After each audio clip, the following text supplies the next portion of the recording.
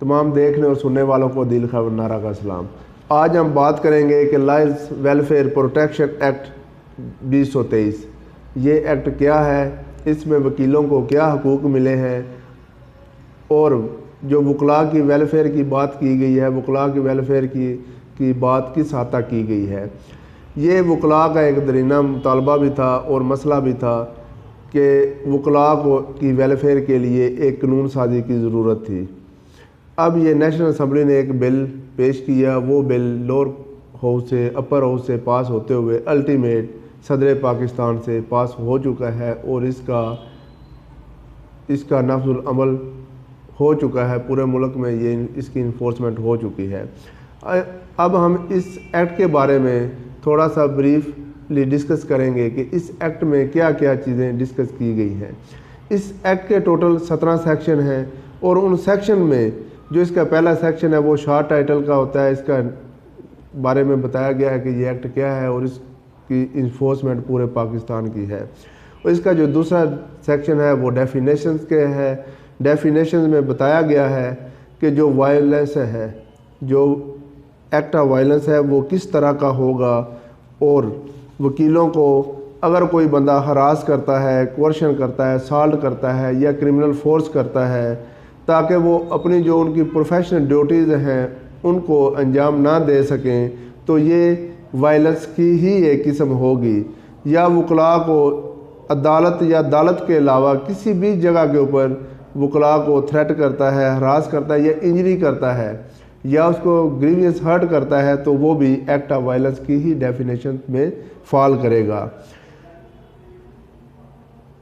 कोई भी अदारा किसी भी वकील को ज़बरदस्ती बयान देने के लिए मजबूर नहीं कर सकता। अगर कोई अदारा, कोई लॉ इन्फोर्समेंट एजेंसी, पुलिस या FIA या कोई एजेंसी वगैरह, जो भी लॉ इन्फोर्समेंट एजेंसी होगी, किसी भी वकील को इस बाबत इन्फोर्स नहीं कर सकता कि उसकी क्लाइंट के साथ अगर कोई कन्वर्सेशन हुई है तो वो उसके बारे में उस अदारे को आगाह करे। और ना ही वकील को ये दबाव दिया जा सकता है कि आप एक पार्टी की वकालत छोड़ दें। अगर वकील को हरास किया जाए या धमकियां दी जाएं कि आप एक पार्टी की वकालत ना करें, तो ये भी वायलेंस की ही डेफिनेशन होगी।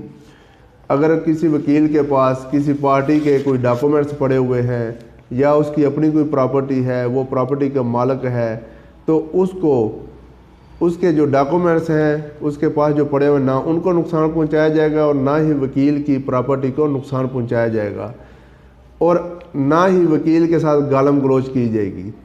अगर वकील के साथ कोई पार्टी किसी जगह के ऊपर अदालत में या उसके ऑफिस में या किसी जगह के ऊपर गालम गलोच करती है, जो कि उसको गालम गलोच करने के बाद उसको रोका जाता है, उसको सिवियर थ्रेट दिए जाते हैं, जान से मारने की धमकियाँ दी जाती हैं, तो ये जो सारी हैं ये सारी धमकियाँ वायलेंस की ही डेफिनेशन में आएंगी।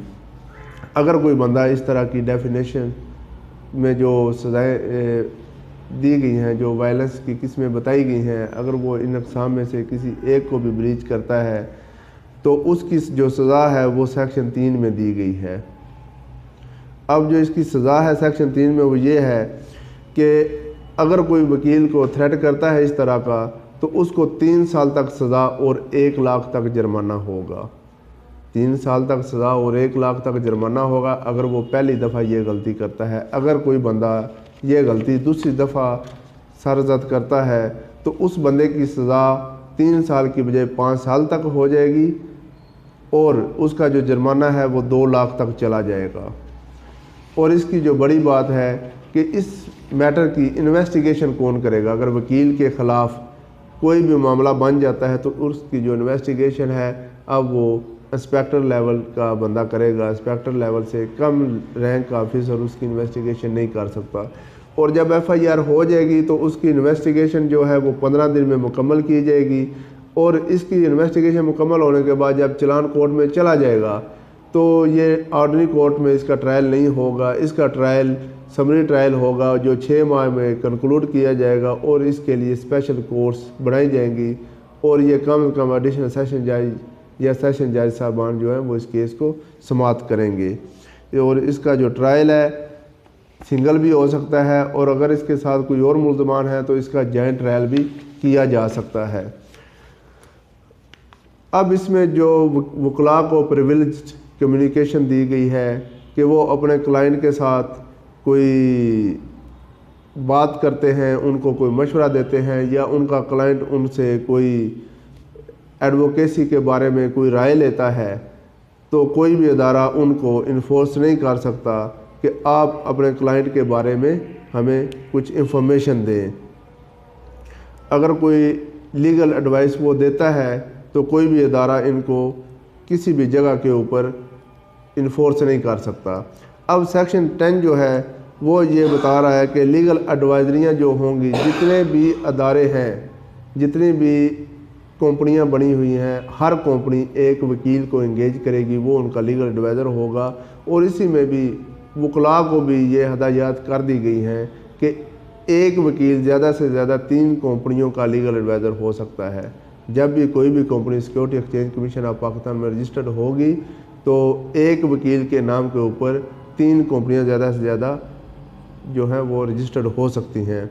अब जो सेक्शन 11 है, अब इसमें प्रोविजन ऑफ हेल्थ फैसिलिटीज़ हैं कि कोई भी जो हॉस्पिटल है, चाहे वो सरकारी हो चाहे वो नीम सरकारी हो, वो वकला को ग्रेड जो गज़टेड ऑफिसर्स होते हैं उनके मुताबिक उनको हेल्थ फैसिलिटीज़ देने के पाबंद होगा।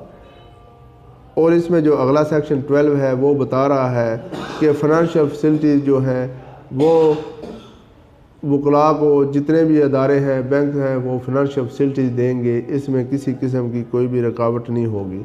और इसके जो रूल्स हैं, वो रूल्स बनाने का जो काम है वो फेडरल गवर्नमेंट का है। अब वकला जो है, एक तो उनको अरेस्ट नहीं किया जा सकता बग़ैर किसी सबूत के। ये बारे सबूत होगा कि अगर कोई एविडेंस होगी तो उसके बाद ही वकला को गिरफ़्तार किया जा सकता है। और वकला को थ्रेट करना, उनको धमकियां देना जो है वो इस एक्ट में फॉल करेगा। लिहाजा अगर कोई भी वकला को धमकियां देता है तो उनका स्पेशल ट्रायल होगा और स्पेशल ट्रायल के बाद उनको सज़ाएं होंगी। वस्सलाम, शुक्रिया।